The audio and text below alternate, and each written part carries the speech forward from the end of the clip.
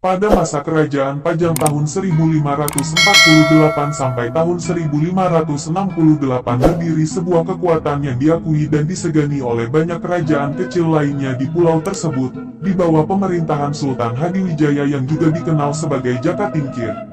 Negeri-negeri bawahannya diwajibkan untuk mengirimkan putra-putri mereka ke pusat kerajaan, dan salah satunya adalah Angkawijaya dan Ratu Harisbaya yang belajar kepada Sultan Hadiwijaya. Inilah cikal bakal kisah cinta Prabu Gesan Ulun dan Ratu Harisbaya.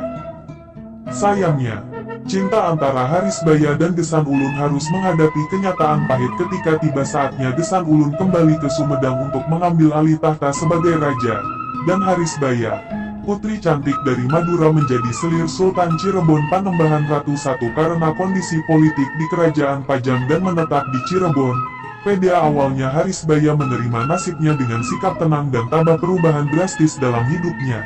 Tapi takdir memiliki rencana lain yang mengubah segalanya. Kehidupan barunya di Cirebon membawanya kembali bertemu dengan sosok yang pernah sangat ia cintai, Gesan Ulun, Raja Sumedang Larang. Gesan Ulun datang ke Cirebon dalam kunjungan kenegaraan, dan bertemunya kembali Prabu Gesan Ulun dan Ratu Harisbaya. Bagi Harisbaya, pertemuan ini membangkitkan kembali perasaan yang dulu pernah ada antara dirinya dan Gesan Ulun. Cinta ini belum sepenuhnya padam. Keduanya kini berada di tengah pusaran takdir yang tidak terelakkan. Meski Harisbaya sudah menjadi selir Sultan Cirebon, cinta lamanya dengan Gesan Ulun tidak dapat diabaikan. Gesan Ulun, yang juga masih memiliki perasaan yang sama, akhirnya atas permintaan Ratu Harisbaya kepada Prabu Gesan Ulun, Prabu Gesan Ulun memutuskan untuk membawa Harisbaya ke Sumedang Larang pada tahun 1585. Ini jadi pemicu awal mula perang antara Cirebon dan Sumedang. Peristiwa ini merupakan pukulan besar bagi Panembahan Ratu I. Sebagai penguasa Cirebon, harga dirinya merasa terinjak-injak dengan terjadinya peristiwa itu. Tidak hanya kehilangan seorang selir tetapi juga dipermalukan oleh Prabu Gesan Ulun. Panembahan Ratu kemudian mengumumkan perang terhadap Sumedang. Di sisi lain, Gesan Ulun, yang sangat mencintai Harisbaya, tidak gentar dengan ancaman dari Cirebon. Baginya, Harisbaya harus menjadi istrinya, meski harus menghadapi konsekuensi perang.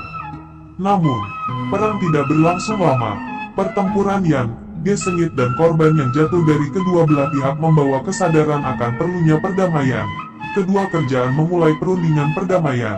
Setelah beberapa perundingan, kedua belah pihak mencapai kesepakatan.